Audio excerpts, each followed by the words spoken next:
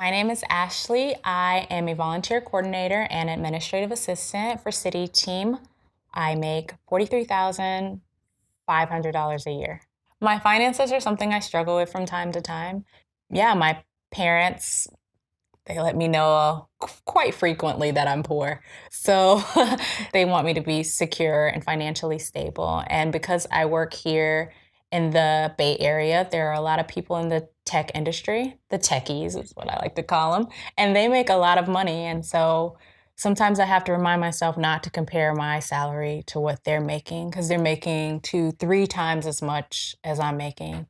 And I'm like, God, like I'm doing this work and I know it's meaningful, but like I want to be able to just spend money when I want to every once in a while. So for college, my parents paid for my undergraduate degree, but they left me on my own for my graduate degree, which is understandable. I'm not going to complain. My first 2 years, I did not have a job, so I pretty much lived off of my student loans. So for the first 2 years, school costs about, I want to say around ten to $12,000, including books and stuff.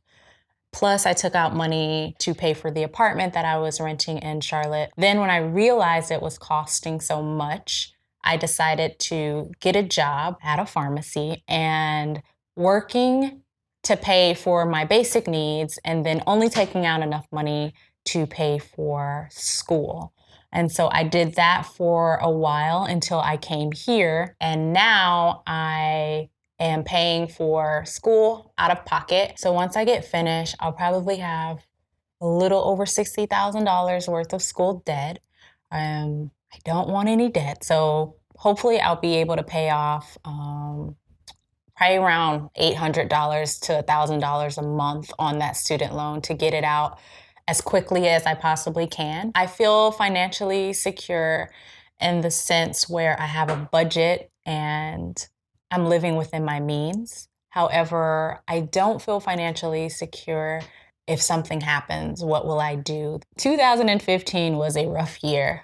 You can go from having a nice savings account to not having anything really quickly. My dog choked on a bone that cost me about $3,000. I got hurt while I was in Thailand, and when I came back to the United States, I got sick, so I went to the emergency room. But I didn't have any insurance because I had already canceled my insurance because I was moving here. Then that was an extra $3,000. So I depleted pretty much all of my savings, came here, and was only making about $800 a month. If it wasn't for that 800, like being pretty much broke, I would not have learned how to struggle properly, how to succeed while struggling. I make about $3,625 a month. About $988 of that is taken out. Nonprofit, it does take care of you. So in that 988 is my medical. However, I do get a commuter discount. So what I do is pay pre-taxes for my commuter card, which is the Clipper card. It gets me around through the train and the bus.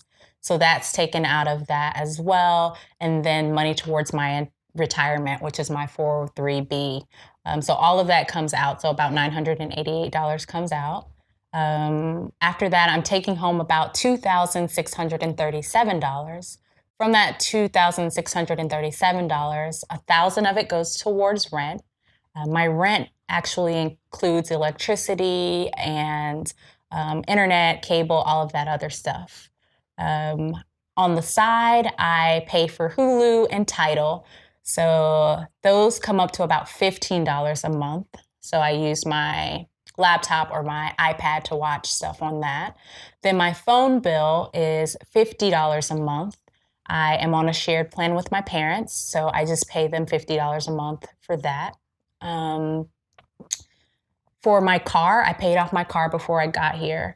So I pay $85 a month for insurance and probably 85 for gas. So 85 for gas, probably less than that on weeks when I'm only catching the BART. I'm only paying like $20 for gas if I'm catching the BART.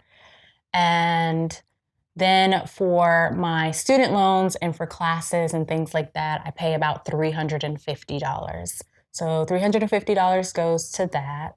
$120 goes to groceries for the month, probably about $30 a week. $400 I have towards tithes and offering. Tithes and offerings are what I pay towards church. It's based off of the biblical foundation that 10% of our earnings goes back to God. Some of the other recurring expenses that I pay for regularly are the donations that I give to different organizations. So that $121 includes Center for Student Missions, which I donate to the people who were over me, my city directors. I donate to them because they're missionaries, and they are the reason why I fell in love with missions work and the reason why I do what I do. So I give about $40 to that. I give money to Harbor House Ministries, which is a after school program, Christian program for kids in the area. And it's just a way for them to be able to do their homework and have something in their bellies to eat while their parents are at work. And I donate to them because the kids there I love, I tutor with them, and they just have my heart. So that's important to me. I donate for Let My People Go, which is a trafficking organization. They try to help bring people out of trafficking. So I donate for that. That's something that's important to me. I also donate for Miracle Messages, which is a way to get homeless people back in contact with their family so that they can get the things that they need and be able to provide them housing and help with the homeless situation here in the Bay. So I didn't realize that I was giving away that much, but it's amazing how you're able to give away so much and still be able to afford to live a comfortable life. And then I have about $180 that I use towards entertainment for the month. So I try to do maybe like $90 every 2 weeks, and I can spend it to hang out with friends, to go out to eat, or whatever. After all of that, I'm left with about $231. From that $231, I try to put about $200 in savings, and anything left over, I pile it up, and then I send it off to pay for my student loans. My financial goals right now is just to kind of get rid of any debt and then save up for my emergency funds. And then my next goal would be to save up money to be able to at least pay for my next car in cash or only have to pay it for in a year's time. What I learned from the past is I want to be better prepared for surprises. What I wish someone would have taught me probably at age 15 was the value of a dollar. And if I would have known that then, I probably would have been wiser about taking out my student loans. And I would have learned the valuable lesson of calculating the worth of a dollar, I would say. So when I want a new jacket or a new coat or a dress or something, and I don't really need it, I look at the price and I say, I make about $22 an hour.